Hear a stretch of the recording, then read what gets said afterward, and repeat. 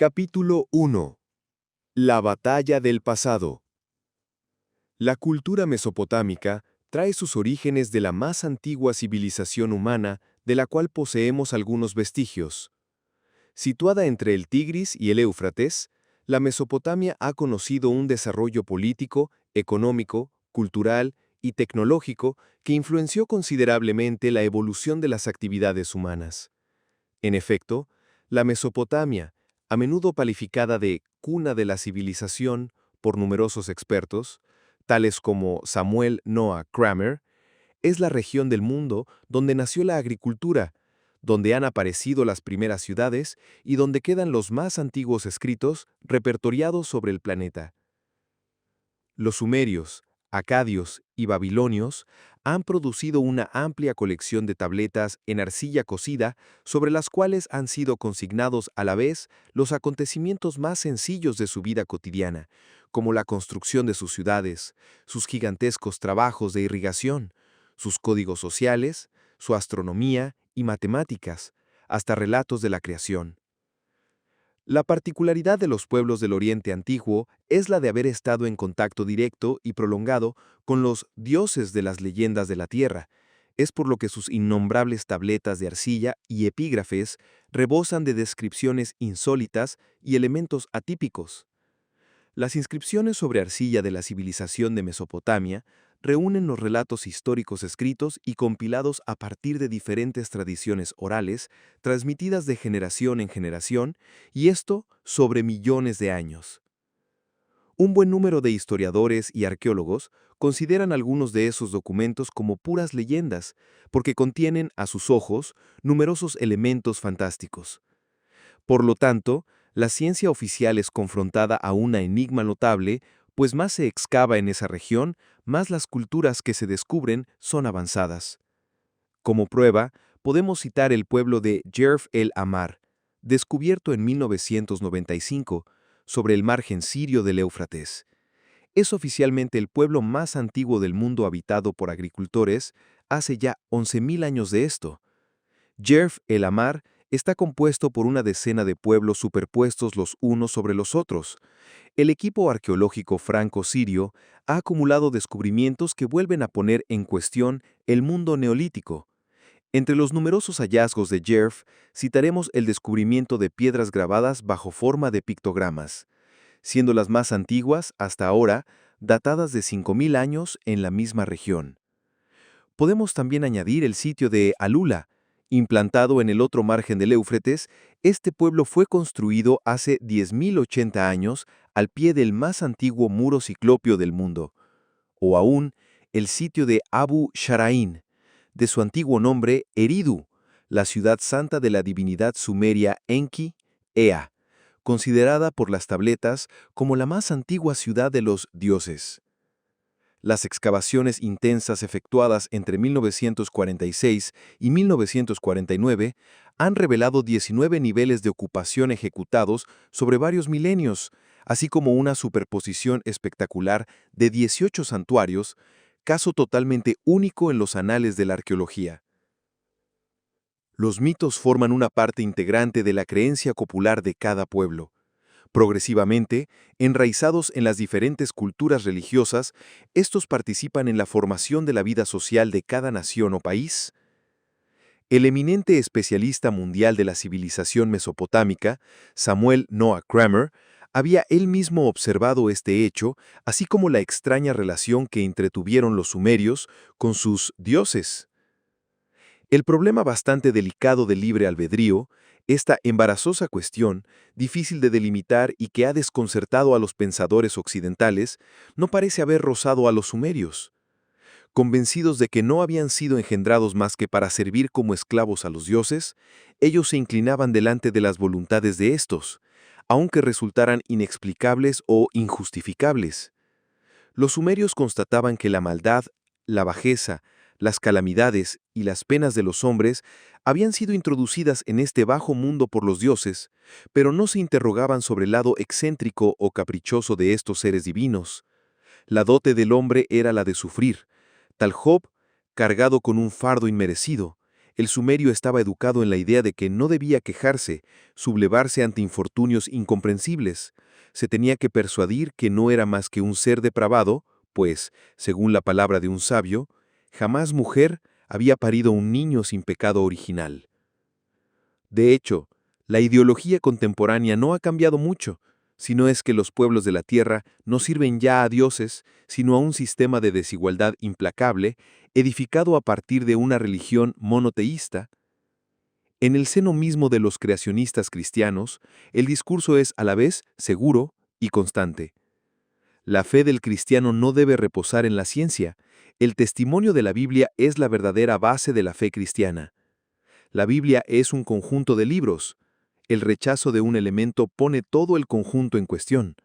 O bien la Biblia es la palabra de Dios, verídica y digna de confianza en lo que concierne todos sus relatos, o bien esta es solamente literatura pía.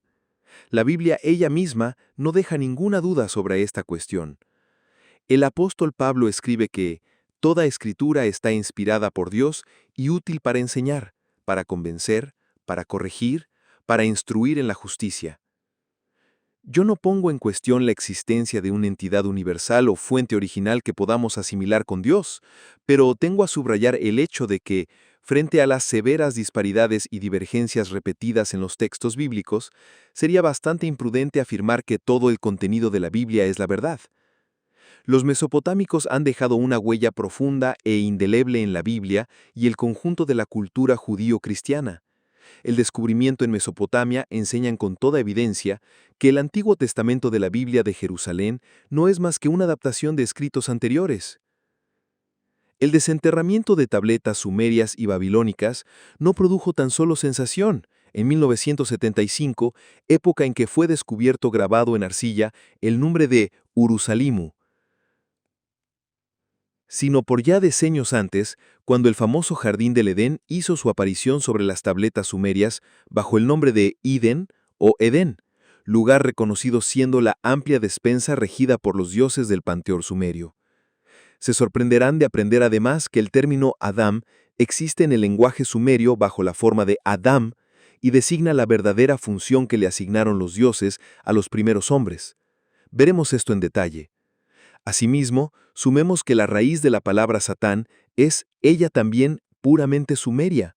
Satán es de hecho una combinación de los términos sumerios Satán y Santán, llamado también Santana.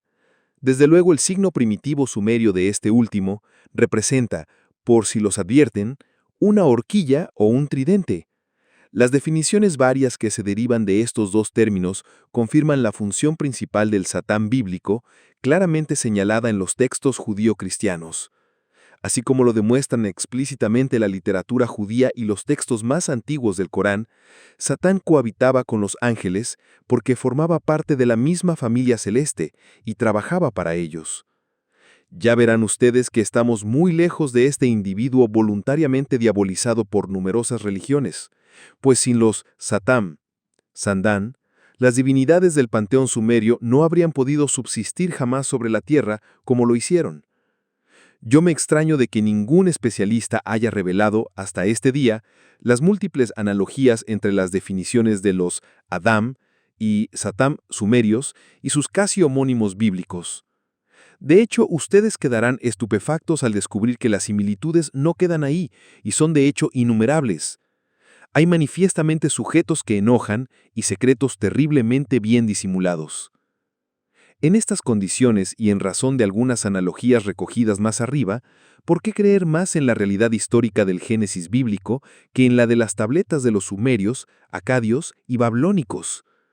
Samuel Noah Kramer señala aún en su libro, mundialmente conocido e intitulado, La historia comienza en Sumer.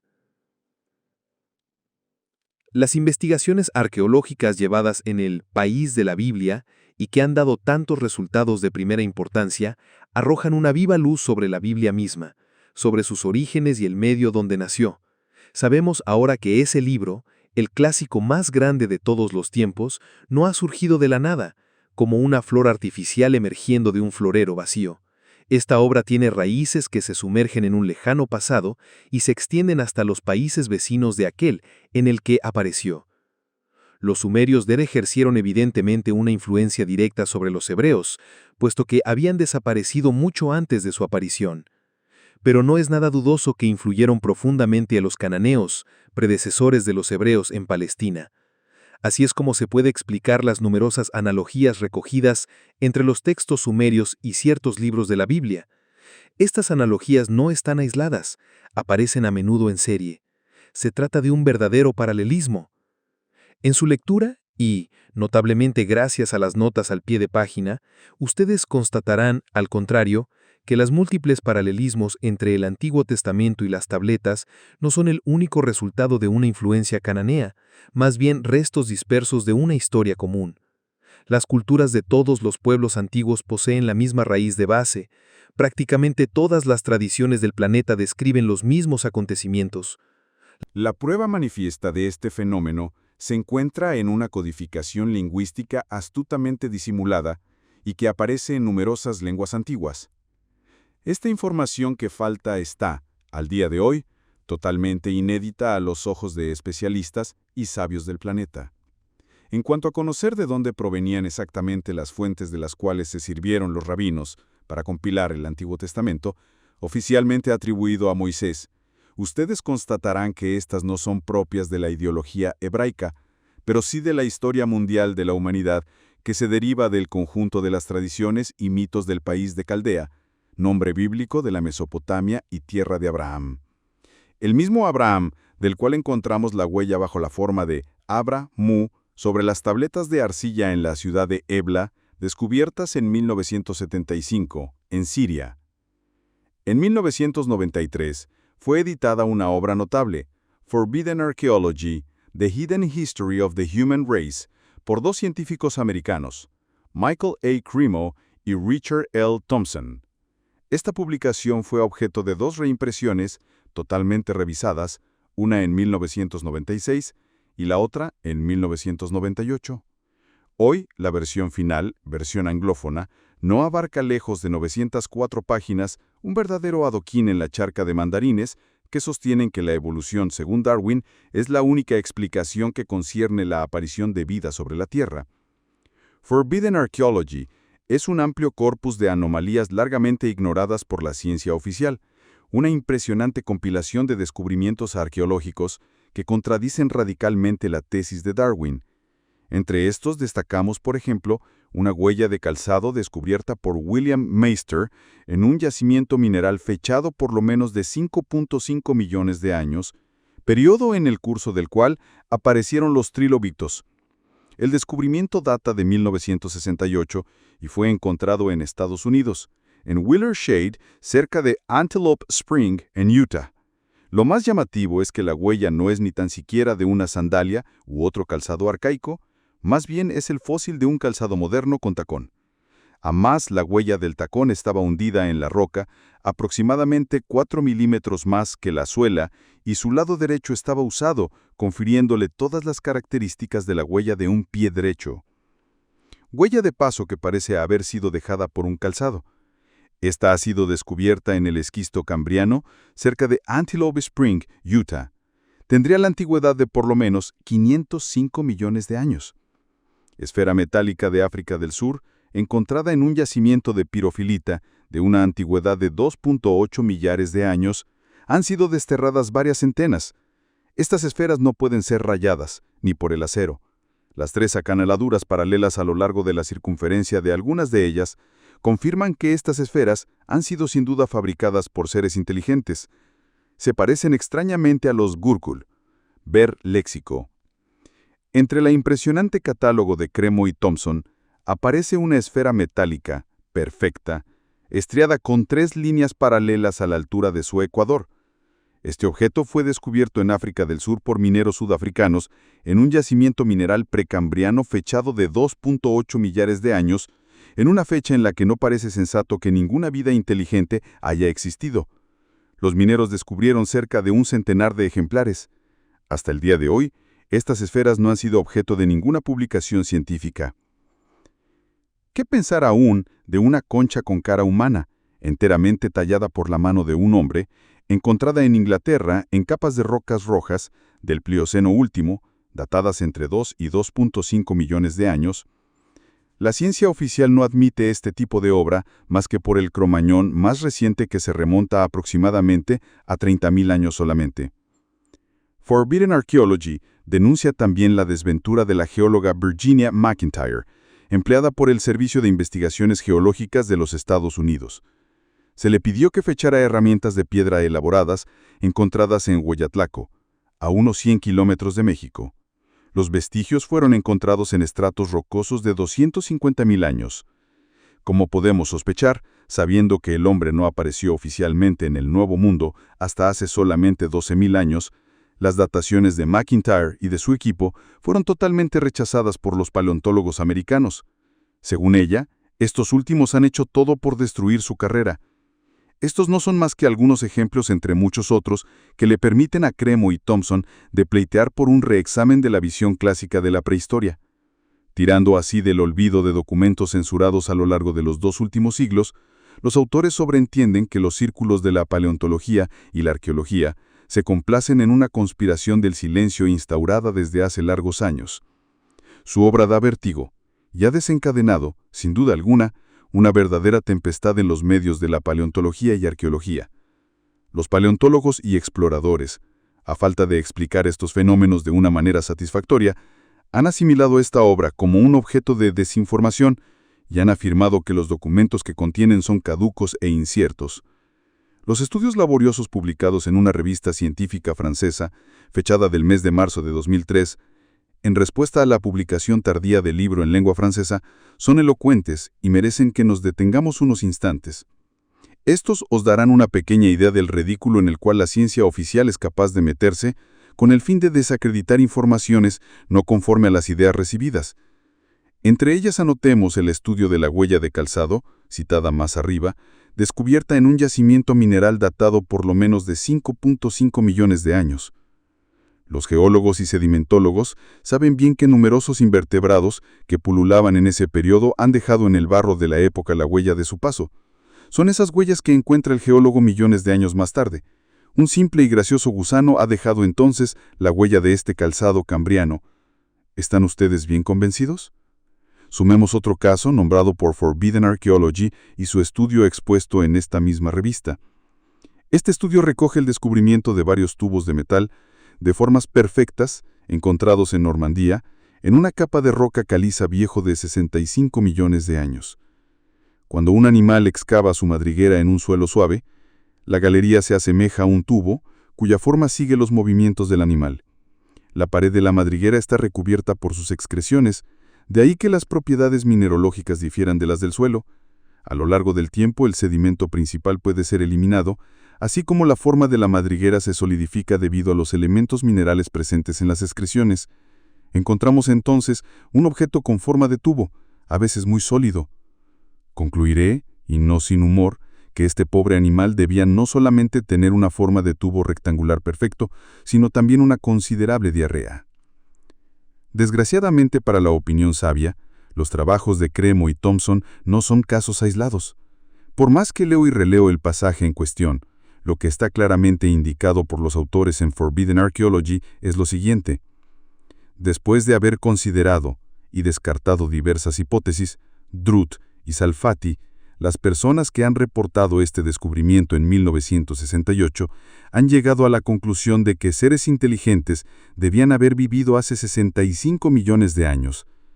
Con la esperanza de conseguir ampliar la información, hemos escrito al Laboratorio de Geomorfología de la Universidad de Caen, al que parece ser que Druth y Salfati han confiado sus especímenes, pero no hemos recibido ninguna respuesta.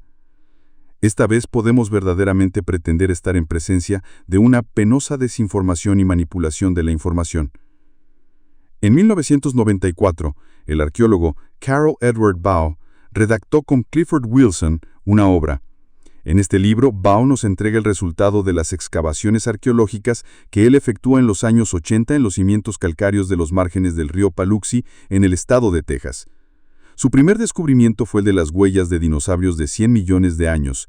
El problema fue que encontró en el mismo yacimiento rocoso datado en el Cretácico, entre 135 y 65 millones de años, una serie de diferentes huellas de humanoides. El asunto produjo mucho ruido y al anuncio de su descubrimiento, el arqueólogo fue acusado de falsificación. Imposible que el hombre pudiera haber convivido algún día con dinosaurios. A pesar de las críticas, Carl A. Baugh organizó nuevas excavaciones sobre los márgenes del río Paluxy, donde encontró más huellas del mismo género. Carl A. Baugh alude a otros descubrimientos asombrosos en sus obras y en su página de Internet. Una de ellas es la de un martillo de hierro provisto con un mango de madera petrificada encontrado en junio de 1934 en London, Texas. Los análisis realizados sobre la herramienta han develado que estaba constituida por una mezcla de hierro, sulfuro y clorito, combinación que no es imposible reproducir actualmente. Carl A. Baugh piensa que esta herramienta no fue fabricada bajo las condiciones atmosféricas que conocemos actualmente. Según él, antes del gran diluvio que golpeó a la humanidad, la atmósfera de la Tierra era 2 veces más densa que hoy, con una radiación ultravioleta prácticamente inexistente. Este mismo autor concreta igualmente que la parte del mango estaba carbonizada, lo que sobreentiende que la herramienta estaba presente cuando la roca se formó. Para que tal acontecimiento fuese posible, se necesitaba una fuente de calor muy fuerte y a la vez poderosa y constante, un verdadero diluvio de fuego. El Museo de Carl A. Baugh hizo una extraña adquisición en la mitad de los años 80, la de un dedo humano fosilizado, encontrado en una cantera del Cretácico en el Common Peak de Glen Rose, Texas. Sorpresa, este dedo es anatómicamente igual a un dedo contemporáneo. Los expertos que han realizado el estudio con escáner son categóricos. La ciencia oficial ha establecido que los dinosaurios se habrían extinto hace aproximadamente 65 millones de años y que los primeros hombres modernos no habrían aparecido hasta hace 100.000 años solamente. Las investigaciones de Baugh revolucionan la paleontología y solicitan una reescritura de la historia de la evolución, pues, según sus descubrimientos, el ser humano apareció varios millones de años antes de lo que es comúnmente admitido. ¿O si no son los dinosaurios los que desaparecieron más recientemente?